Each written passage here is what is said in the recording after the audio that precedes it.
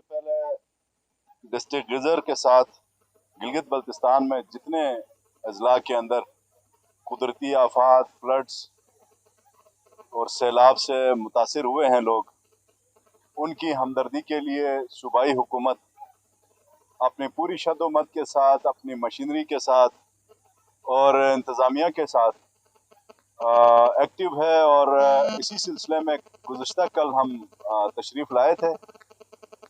Minister साहिबान, senior minister colonel Ubaidullah Baig साहब और मिनिस्टर फाइनेंस जावेद अली मंदवा साहब, होम सेक्रेटरी साहब, डिज़ास्टर मैनेजमेंट के डीजी कमाल साहब। तो यहाँ हम आए बेसिकली जो 24 और 26 तारीख को स्पेशली इमत और इश्कोमन के अंदर जो सैलाब आया था, जिनमें बहुत ज़्यादा नुकसान हुआ है, लोगों की ज़मीनें तबाह हुई हैं, घर मुनहदम हुए हैं और बहुत सारे नुकसानात वहाँ पे जो रिपोर्ट आई थी, उस सिलसिले में वहाँ जाने के लिए हम जब आए तो उससे पहले हमें ख़बर मिली कि जी दरमदर में भी और गन सिंह जो गांव है वहाँ पे भी रिपोर्ट थी। तो वहाँ कल हमने बनफ्स नफीस हम सब ने मिल के विज़िट किया, वहाँ की सूरत हाल हमने देखी।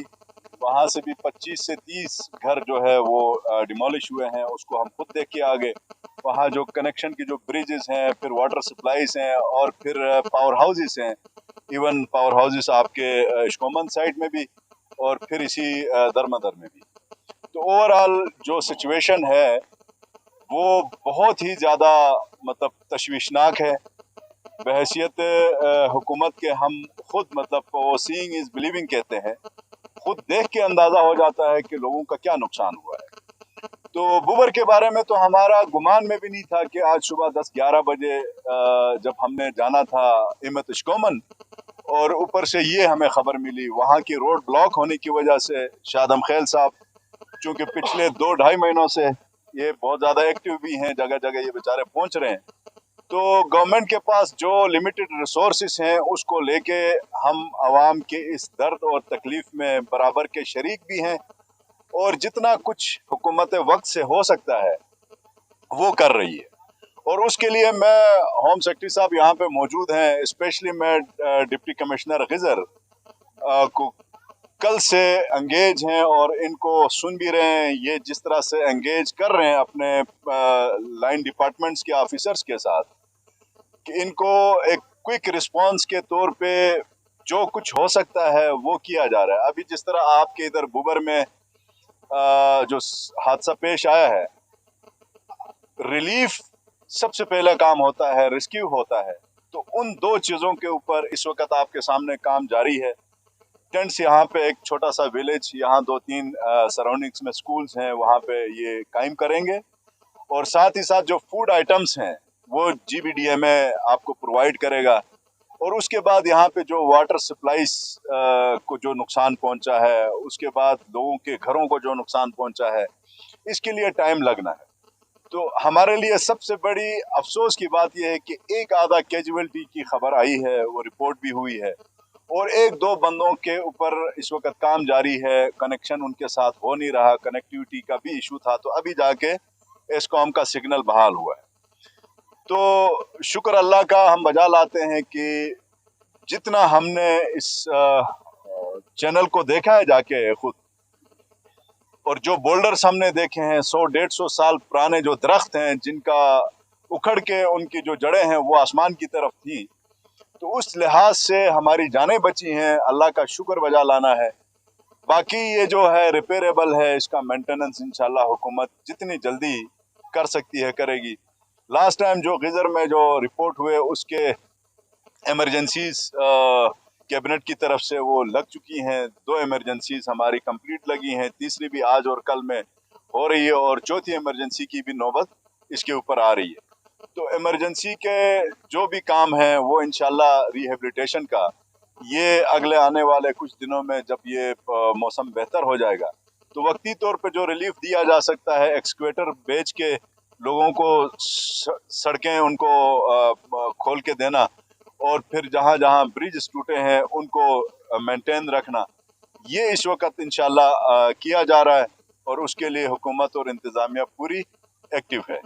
तो मैं यकीनन अल्लाह ताला की तरफ से ये आफात आती हैं, ख़ास करके मुसलमानों के ऊपर जब आफत आती है तो इंसान मुसलमान को ये भी महसूस कर लेना चाहिए कि अपने बंदे के ऊपर जिनको ज़्यादा पसंद करता है तो उनके ऊपर ज़्यादा इम्तहान भी डालता है। ये मेरे और आपका ईमान का हिस्सा है। तो इस इम्तहान से अच्छी तरह से एक कौम बन के गुजरना, इससे कामयाब होना, एक दूसरे का सपोर्ट करना, और ख़ास करके यहाँ आपकी कम्युनिटी के अंदर ये सबसे जो अच्छी चीज़ है, आपके एक अपनी रेस्क्यू की जो टीम है, आपके अपने वॉलंटियर्स हैं, उनकी बड़ी रिस्पॉन्सिबिलिटी है कि वो आइडेंटिफाई करें अपने घरों के उन बच्चों के, बच्चियों के, ख़वातीन, बुजुर्ग जो भी हैं। अब सब ने मिल के इसके ऊपर हमने मेहनत करनी है, और जहाँ जहाँ आबादी हमारी नालों के साथ जुड़ी हुई है वो हमेशा रिस्क के ऊपर है, और सैलाब और ये फ्लड जो है, फ्लैश फ्लड, ये बता के तो खैर नहीं आता। तो इसके लिए हमने मेंटली तौर पे तैयार भी रहना है, एक दूसरे का साथ भी देना है।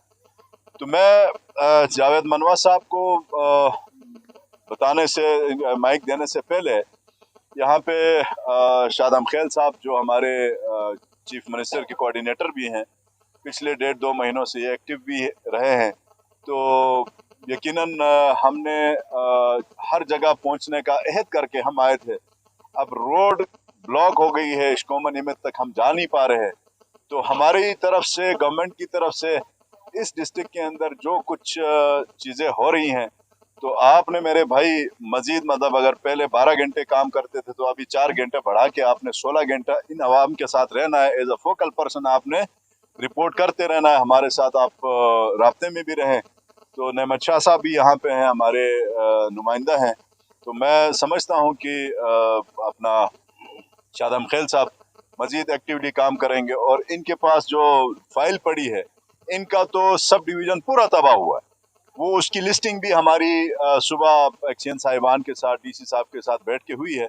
तो उसके ऊपर इमरजेंसी लग के इंशाल्लाह वहाँ पे जो ब्रिज टूटे हैं वो बहाल होंगे, पावर हाउसेस जो डैमेज हुए हैं वो हम बहाल करेंगे, वाटर सप्लाई का जो निज़ाम और बिजली का निज़ाम, हमने यहाँ पे खुद देखा कि खंबे जो है वो उखड़ गए हैं और तारें तितर बितर हैं। तो इस पूरे प्रोसेस को अपने अपने फेजेस के साथ फेज आउट करने की हमारी गवर्नमेंट इंशाल्लाह पूरी तैयार है, और आपका साथ, आवाम का साथ बहुत लाजमी है। आप हौसला भी दें, और ये जो डिज़ास्टर है ये 2, 4, 5 साल के बच्चों के लिए बहुत ख़तरनाक होता है, वो साइकोलॉजिकल वार करता है। उनको सहारा देना, उनको संभालना, समझाना और उनको हौसला देना, ये बहुत लाजमी है। इम्पोर्टेंट चीज़ों को पहले किया जाए, फिर इसके साथ हम इंशाल्लाह वो सारी चीज़ें करेंगे। मैं करता हूँ बात। बिस्मिल्लाहिर्रहमानिर्रहीम जी। मीडिया